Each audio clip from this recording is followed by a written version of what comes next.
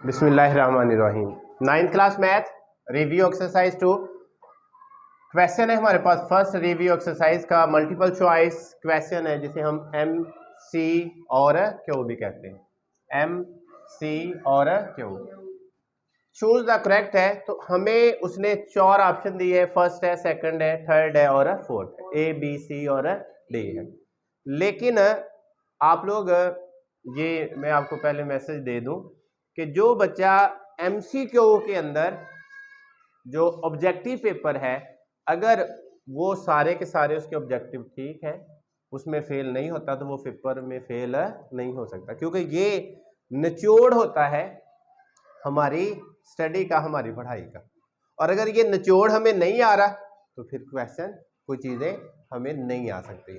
तो इसमें मैंने तमाम के साथ वो 4 ऑप्शन नहीं लिखी समझाने के लिए, ताकि आपको मेथड का पता चल जाए कि इसको हम सॉल्व किस तरह किया करेंगे। अगर आप उसके मुताबिक सॉल्व करते हैं तो मुझे उम्मीद है कि कोई भी बच्चा फिर फेल किसी भी बुक में नहीं हो सकता है। और उसके लिए ज़रूरी क्या है कि आपके पास जो ऑप्शन दी हुई आपको उसको सॉल्व करना आना चाहिए। और अगर आपने पूरा चैप्टर समझा हुआ है तो वो सॉल्व करनी आनी चाहिए। और अगर आपने पूरा चैप्टर भी समझा और वो भी सॉल्व करनी आ रही, तो इसका मतलब आपको तो कुछ आता ही नहीं। अगर आता नहीं है तो फिर हम स्टूडेंट से क्या पूछते हैं, इसमें कौन सा ठीक है, ए बी?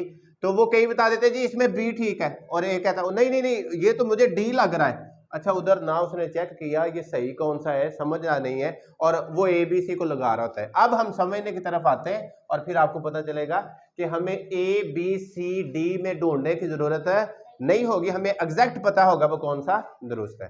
पहले नंबर पे आते हैं। 27 है, बड़े शॉर्ट में मैं लेके जाऊंगा, क्योंकि यहाँ पर कोई सिंप्लीफिकेशन क्वेश्चन में नहीं हो रही कि मैं क्वेश्चन समझा रहा हूँ। हम वो पूरी एक्सरसाइज करने के बाद, यूनिट करने के बाद लास्ट पे आए हैं कि इसको हम थोड़े वक्त के अंदर किस तरह सॉल्व करेंगे। 27 है, ये देखो 3 की मैं 3 लिख लूंगा, और ये x की क्या है, और साथ ही मैं लिखूंगा इसकी पावर -2/3 और x की -1 और क्रॉस -2/3। ये इसलिए कर रहा हूं क्योंकि मैं क्वेश्चन नहीं कर रहा हूं, मैं उसका मुख्तसर से मुख्तसर पार्ट, शॉर्ट से शॉर्ट मैं करूंगा, ताकि मेरे थोड़े वक्त के अंदर वो चीज हल हो सके। ये 3 गया, ये 3 की -2 आया, और ये --- प्लस आया, और x की 2/3 आया।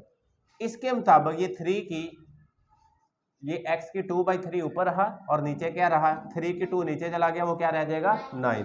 अब 9 के साथ मैं इसको जरा रेडिकल फॉर्म में ले जाता हूं, और रेडिकल के अंदर जरा इसको मैं अगर लेके जाता हूं तो ये 2 तो अंदर रह जाएगा, जो 3 है वो कहां पे चला जाएगा।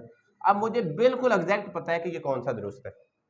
3x²/9 किधर है, ए के अंदर। लो जी, पेपर के अंदर कहते हैं जी इसको आपने जरा फिल कर देना है, और हमने उसको इस तरह फिल करना होता है, और ये आपको पता चल जाएगा पेपर में फिलिंग का। ये ए था जिसको हमने फिल कर लिया। अब बाकी की तरह मुझे देखने की जरूरत तक नहीं पड़ी कि कौन सा कोई और भी दिया हुआ है, क्योंकि मुझे क्लियर कट पता है कि ये मेरे सॉल्व करने से आता है। अब मैंने ए बी सी डी नहीं लिखे, देखिएगा अब हम जल्दी से कैसे कवर करते हैं। Number 2, right 7x in exponential form. हमें बड़ा वाज़ेह पता है कि इसकी एक्सपोनेंशियल फॉर्म क्या होगी, x, और ये जो हमारे पास रेडिकल की पावर है वो क्या है 1/7। तो ये दुरुस्त है। अब जरा मैं बुक के ऊपर देखो तो मेरे पास ऑप्शन मुझे खुद ही पता है वो कौन सी दुरुस्त है। वो उधर से सी पार्ट लिखा हुआ, ये ऑप्शन किस पे लिखी हुई है, तो मैं सी को टिक लगाऊंगा, जो मुझे कहता है वो टिक लगाओ, वो कहता है फिल करो, मैं फिल करूंगा। तो मुझे अब जरूरत नहीं पड़ी कि ए में देखूं, मुझे जरूरत नहीं पड़ी मैं बी देखूं, मुझे जरूरत नहीं पड़ी मैं सी देखूं, मुझे जरूरत नहीं पड़ी मैं डी देखूं। मुझे एक ही जरूरत है कि वो x की 1/7 ही बन रहा है। समझ आई? ये तब क्लियर होता है जब यूनिट क्लियर हो, और अगर यूनिट क्लियर नहीं है तो फिर आप सर से यही पूछेंगे, सर ये बताइएगा कौन सी ऑप्शन ठीक है, जरा मैंने टिक लगानी है, मैंने सर्कल लगाना है, तो वो सर क्या बताए आपको, क्या आप लगा लो, रट्टा लगा लो, फिर बस जनों आपको पता ही नहीं है कि यूनिट किस तरह सॉल्व हुआ है। नंबर 3 पे आओ, राइट r की 2/3 विद रेडिकल साइन। अब रेडिकल साइन हमें पता है, ये 4, ये 2 इसकी, और ये 3 उसकी, तो 4 की 2 और ये उसकी रेडिकल फॉर्म किधर लिखी हुई है, ये ए के ऊपर। मैं ए के ऊपर इसको अकेला ही ए लिख लिया जी, ए दुरुस्त है।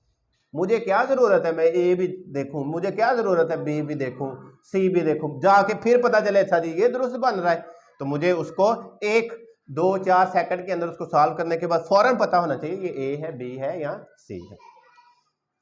नंबर 4 पे आ जाए। 3 इंटू हमारे पास रेडिकल 35, द रेडिकल इज, इसका हमारे पास रेडिकल क्या होगा। अब ये देखो इसका रेडिकल 35 और इसकी पावर क्या है 1/3। देखो किस ऑप्शन पे है, हमें नजर आ रहा होगा ये किधर है। अच्छा इधर रेडिकेंट लिखा, मैंने रेडिकल इधर लिख लिया है, वो मिस्टेक है। तो ये रेडिकल नहीं है, ये रेडिकेंट है, रेडिकेंट। और रेडिकेंट आपका कौन सा है, जो स्क्वायर रूट के अंदर हमारे पास रेडिकल के अंदर है, ये इसको हम रेडिकल कहते हैं और ये क्या कहते हैं रेडिकेंट। तो रेडिकेंट क्या हुआ, अब ये देखें उधर मैंने जो साइन लिखा था उसके मुताबिक मैंने उसको दुरुस्त पाया है, लेकिन अगर मैंने उसको रेडिकेंट कर दिया तो मैं रेडिकेंट का जवाब दे दिया, अगर मैंने रेडिकल लिखा तो मैं रेडिकल का जवाब दे रहा था। लेकिन अगर आपको उधर रेडिकल लिख देता है यही वैल्यू, तो आपने तो 35 ही लिखना है, क्योंकि आपने टिक क्रॉस किया होगा कि अच्छा जी ये दुरुस्त है। इसलिए स्टेटमेंट को पढ़ना बहुत जरूरी है। समझ आ रही कि नहीं आ रही है, क्यों भी क्लियर है। अच्छा ये रेडिकल, और ये किस जगह पे था, सी पे। लो जी हमने ये सी वाला बता दिया। नेक्स्ट 25/16 कहता है ये आगे दिया हुआ, जरा आप बताओ क्या है इसका मतलब, इसका उसने हल किया होगा। ये 25 ये 5 की 2 हुआ, ये 16 ये 4 की 2 हुआ, ये 1/2, क्योंकि इसको जितना शॉर्ट करेंगे आपका उतना जल्दी ये हल होगा। लो जी अब क्या हुआ, नीचे 4 की -1 ऊपर चला गया, 5 की -1 नीचे आ गया, 4/5 आंसर आ रहा है। किधर है 4/5 आंसर, लो जी ये बी ऑप्शन में। तो हम बताएंगे जी ये बी ऑप्शन करेक्ट है। क्यों भी समझ आ रही कि नहीं, कि बस ऐसे दाल लग रहा है, क्लियर हो रहा है ना। आगे देखते हैं फिर।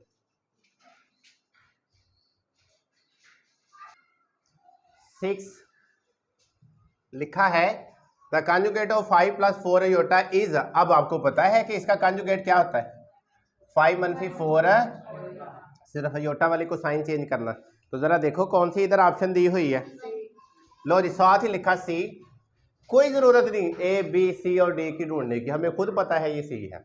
आगे द वैल्यू ऑफ आयोटा 9, क्या वैल्यू इसकी होगी, आयोटा की 8, ये आयोटा, जरा फिर चेक करें तो ये आयोटा की स्क्वायर की 4 और आगे आयोटा, जब इसकी जगह पे मैंने मनफी रखना 4 पॉजिटिव हो जाना, अकेला आयोटा, तो हमारे पास ओनली आयोटा वैल्यू रहनी है सॉल्व करने के बाद। किधर है जी सी, हमने बताया जी सी ऑप्शन है हमारे पास, क्लियर कट पता है कौन कौन सी दुरुस्त कौन कौन सी गलत।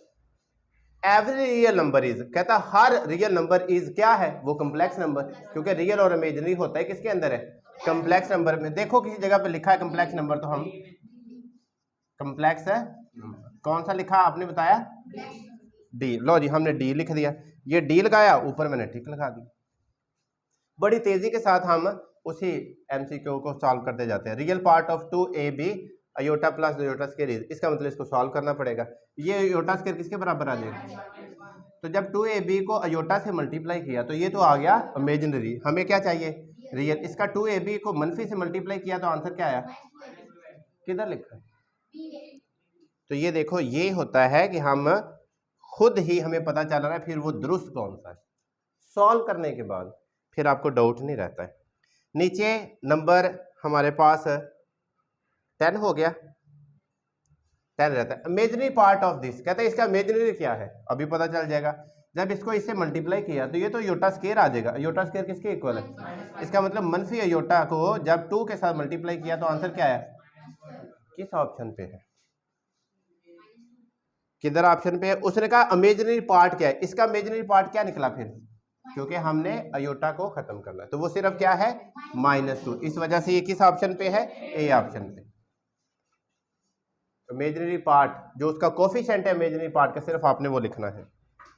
आगे नंबर 10 हो गया, नंबर 11 में which of the following sets have the clear property, कहता है इसमें क्लियर प्रॉपर्टी क्या है। अच्छा क्लियर प्रॉपर्टी के हमारे पास सेट दिया उसने, फॉर एग्जांपल मेरे पास एक 0 और 1 दिया है, ये एक ए है और ये एक बी, क्लियर।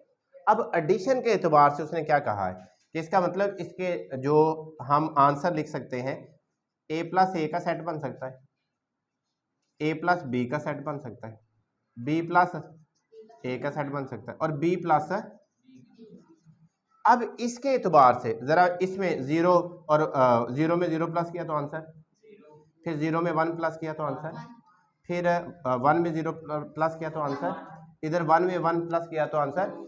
अच्छा, जब ये टू बन गया है तो ये तो इस सेट से बाहर जा चुका है। जब ये बाहर जा चुका है तो इसका मतलब इस पर क्लियर प्रॉपर्टी होल्ड नहीं करती। अगर नहीं करती तो फिर इसमें यही है कि अगर वो एडिशन के साथ बताया तो आपने वो सब को एडिशन करना है, ए को ए के साथ भी, ए को बी के साथ भी, और बी को बी के। अगर वो सभी को प्लस करने के साथ अगर आंसर इसके अंदर मौजूद है सारे के सारे, फिर तो क्लियर प्रॉपर्टी वो होल्ड करती। फिर हम कहेंगे which of the following sets have the clear property. उसने कहा कौन सा सेट है जिसमें ये फॉलो करती है। अगर मैं देखो उसने ये 0 1 भी दिया है, अच्छा इसके अलावा उसने 0 -1 भी दिया, इसके अलावा 1 2 का स्क्वायर रूट 1/2 दिया। और अगर मैं आपको बताऊं कि ये सिर्फ 0 है, कि अगर हम इसमें 0 + 0 आंसर करें तो आंसर क्या आएगा? इसके अलावा आप जिसको मर्जी अंदर रखो, प्लस करो, और आपको उस सेट के अंदर कोई ना कोई चीज क्या हो जाएगी, वो चेंज हो जाएगी जो उस सेट के अंदर मौजूद नहीं। अगर मौजूद नहीं है तो इसका मतलब वहां पे एडिशन प्रॉपर्टी वो होल्ड नहीं कर, तो किस पर करेगी? सिर्फ 0 पर। और ये किस ऑप्शन पे है? ये ए ऑप्शन पे। क्यों भी क्लियर हुआ कि नहीं हुआ? गुड, आगे देखते हैं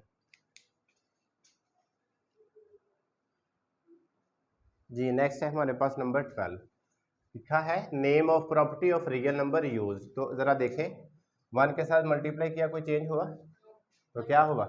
ये पीछे तमाम प्रॉपर्टी पढ़ के हुए मल्टीप्लिकेटिव आइडेंटिटी कहाँ से आ गया? ये 1 के साथ 1 क्या होती है? आइडेंटिटी।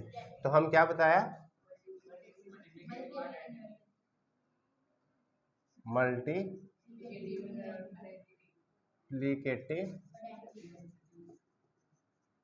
आइडेंटिटी। तो हमारे पास ये क्या बन गई? मल्टीप्लिकेटिव। किस पे लिखी हुई है? ये सी पे। 13 पे आ दे, if x y z belong to R और जी लेस देन है 0 के, देन एक्स और लेस देन वाई के। जब ये लेस देन है तो इसका मतलब ये जी की वैल्यू नेगेटिव है। जब नेगेटिव वैल्यू आती है और इसके साथ मैं नेगेटिव वैल्यू के साथ जब मल्टीप्लाई करूंगा तो आपको पता है ये -x लेस की जो चेंज हो जाएगी किस में? ग्रेटर में। तो हमारे पास दूसरा y। अब ये माइनस वैल्यू है लेकिन वो मनफी वैल्यू का नेम क्या है? z। इस वजह से हमने उसकी जगह पे क्या लिख लिया? xg, और साथ क्या लिख लिया? y। ये उसकी एक्यूरेट ऑप्शन होगी। क्लियर है जी? और ये किस ऑप्शन पे दिया है उसने? ये बी पे। आप लोग लिखो बी पे। Number 4, if A B belong to R then only one of A equal B, or A less than B, A greater than. अगर ये तीनों आपकी चीजें होल्ड करती हैं और आपको ये प्रॉपर्टी सिखाई भी थी, इज कॉल्ड, इसको क्या कहते हैं? ये ट्रिकोटोमी प्रॉपर्टी कहते हैं। कौन सी प्रॉपर्टी है जी?